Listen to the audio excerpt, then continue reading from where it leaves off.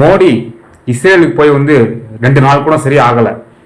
அதுக்குள்ள கடந்த ஒரு மாசமாவே பார்த்தீங்கன்னா ஈரான் கடல் பரப்பில் அமெரிக்காவுடைய யுஎஸ் ஆப்ரஹாம் லிங்கன் கப்பல் ஏர்ஃபோர்ஸ் விமானம் தாங்கி கப்பல் நிறுத்தப்பட்டு 2 கப்பல் நிறுத்தப்பட்டு தீவிரமான சோதனை ஈடுபட்டது. போருக்காக ஆயத்தமாச்சு அமெரிக்கா இஸ்ரேலோட கூட்டி சேர்ந்து.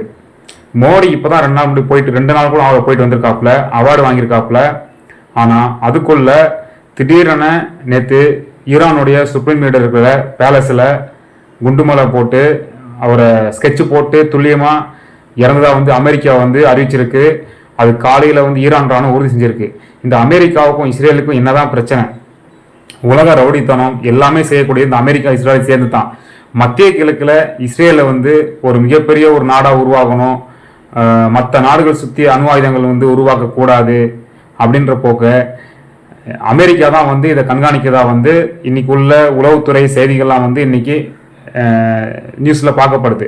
அப்படிதான் இருக்கணும். ஆனால் ஈரான் ஒரு மிகப்பெரிய அணு ஆயுத நாடாக இருந்தாலுமே அதை அணு ஆயுதங்கள் பயன்படுத்தக்கூடாதுன்றதுக்காக இஸ்ரேலும் அமெரிக்காவும் கூட்டி சேர்ந்து இது போல ஒரு தாக்குதல் நடத்தி இருக்குது.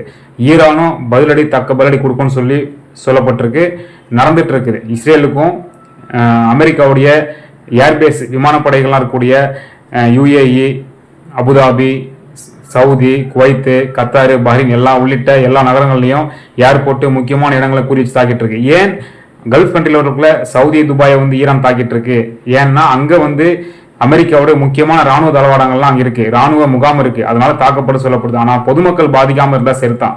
அது எந்த நாடாக இருந்தாலும் ஒரு போர் நடந்தாலே பொதுமக்கள் தான் பாதிக்கப்படுவாங்க. ஆனால் பார்த்தீங்கன்னா எந்த ஒரு நாட்டுக்கும் 2 நாட்டுக்கும் மத்தியில் போர் நடந்தாலோ மக்கள் தான் அதிகமானவர் பாதிக்கப்படுவாங்க. ஆனால் மக்கள் பாதிப்பு இல்லாமல் ஈரானும் பார்த்தீங்கன்னா முக்கியமான இஸ்ரேலுடைய முக்கியமான அலுவலகம், உளவுத்துறை அலுவலகம், மொசாட், இது போல காவல்துறை, மினிஸ்டருடைய ஆபீஸ், இது போல குறி வச்சா இறக்க தாக்கிட்டு இருக்குது.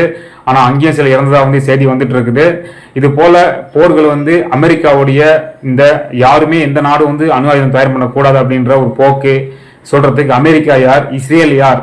அப்போ இஸ்ரேல் பின்னாடி அமெரிக்கா இல்லைன்னா இஸ்ரேல் செய்யுமா? இந்த பேர் போர்கள்லாம் இன்னொரு நாட்டுடைய தலைவரை, சுப்ரீம் லீடரை, ஒரு நாட்டுடைய அதிபரை, பிரதமரை கொள்றதுக்கு சதி தீட்டுமா? என்ன காரணம் அப்படின்ற நினைக்கிறீங்க அப்படின்ற மறக்காம கமெண்ட் செய்யுங்க.